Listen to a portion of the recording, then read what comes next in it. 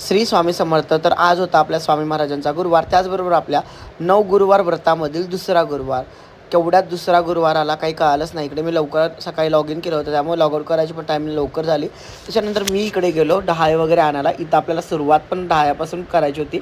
डहाळे वगैरे आणले आणि त्याच्यानंतर मी लोटून वगैरे स्वच्छ केलं आणि त्याच्यानंतर पूजेची पण बऱ्यापैकी तयारी करून ठेवली होती, म्हणजे सगळ्या वस्तू गोळा करून ठेवल्या होत्या आणि इकडे चेंज वगैरे केलं ड्रेस.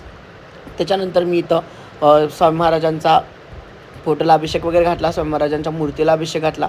आता स्वामी महाराजांच्या मूर्तीला कसा अभिषेक करायचा हे तुम्हाला मी पुढच्या व्हिडिओमध्ये शेअर करेन, त्याप्रमाणे तुम्ही करू शकता. त्याच्यानंतर इकडे बाकीची सगळी पूजा वगैरे मांडून घेतली, विडे वगैरे मांडून घेतले आणि त्याच्यानंतर अशा छान प्रकारे आपली पूजा झाली होती.